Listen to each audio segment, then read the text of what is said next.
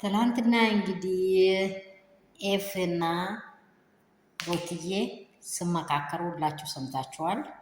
እንዴት እንደሚሆን ነገሮች እንዴት እንደሚደረጉ በጣም ትልቅ ነገር እያወሩ ነበረ። በመሀል ላይ በጣም ደስ የሚል ነገሮችን ይፋ እያመጣ ሩትዬም ተስማምታ አብርሽንም ጠይቃለሁ እያለች ነበረ።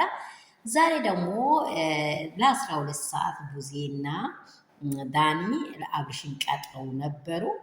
ይህን ነገር እንዴት ሆና ካላችሁ በጣም በጣም በሚገርም ሁኔታ እግዚአብሔርን እናንተ ላይ የሚሰሩት ሴራዎች ማንኛውም ሰዓት ነቄ አይደለችም ሩትዬ፣ ነቄ ናት ሩትዬ። በቃ የሚሆነውን ነገር እያንዳንዱን ቪዲዮ አታይም ብላችሁ እንዳታስቡ። እያንዳንዷን ቪዲዮ እያንዳንዷን ሀሳቦች ሙልጭ አርጋ ነው የሚታየው።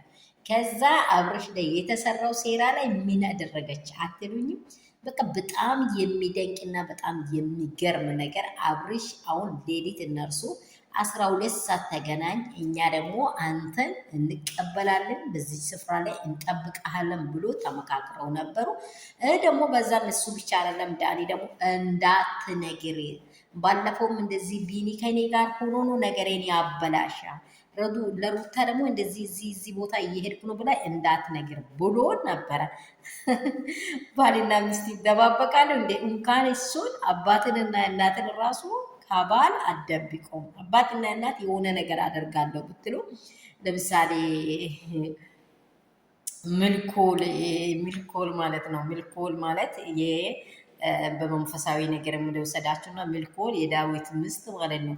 አባቱን ሳኦልን እንዲገለው ወንበሩን እንዲወስድ እኮ ሚልኮል ለዳዊት መንገድ ነግራ ነበረ። ገብታችኋል አይደለ? እናንተ ህይወታችሁ ላይ የኔ ባል ነው ላላችሁት ነገር ላመናችሁት ነገር የምትደብቁት ወይም ሚስቴ ናት ላለው ነገር ማንም አይደብቅም። ሰላም ሰላም ቤተሰብ እንደምን አላችሁ? ሁሉ ሰላም፣ ሁሉ መልካም ነው ወይ? ቀጠሮው ለዛሬ ተደርጎ የነበረው ቀጠሮ ነበረ። ሁላችን የምናውቀው ሙዜና ዳኒ በአብርሽ ላይ የተቀጣጠሩት ነገሮች ነበሩ። ሰላማችሁ ብዙ ስትርፍርፍ ይበልልኝ።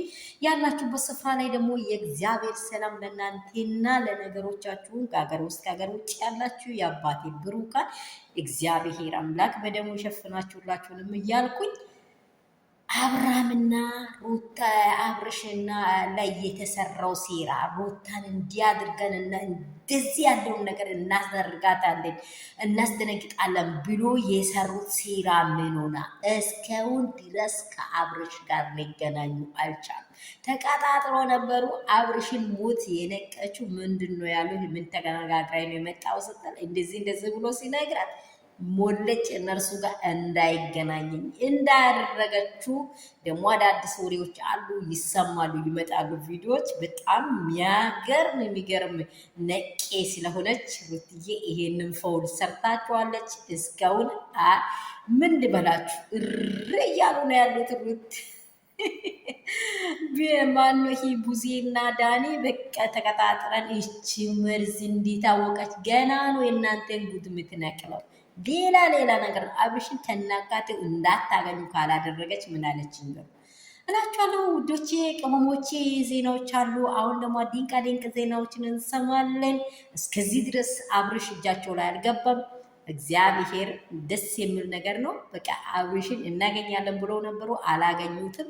ሩትዬ ደግሞ ዋጋቸውን ሰጥታለች። ጀግናዋ መሄድም ካለብኝ እኔ ጋር ነው መሄድ ካለብኝ ከአንተ ጋር ኤፍሬም ካልሄደ ብቻዬን አትሄድም ብላ 4 ነጥብ ተናግረዋለች። ከሩታ ሀሳብ ደግሞ እንደማይወጣ ሁሌም እንደምናውቀው ነገሮች ደግሞ ተገልብቶ እነርሱ ሀሳባቸውን ሌላ አድርገዋሉ። ይሄ ነው ምላችሁ። ላይክ፣ ሼር፣ ሰብስክራይብ እንዳረሳ ውዶቼ።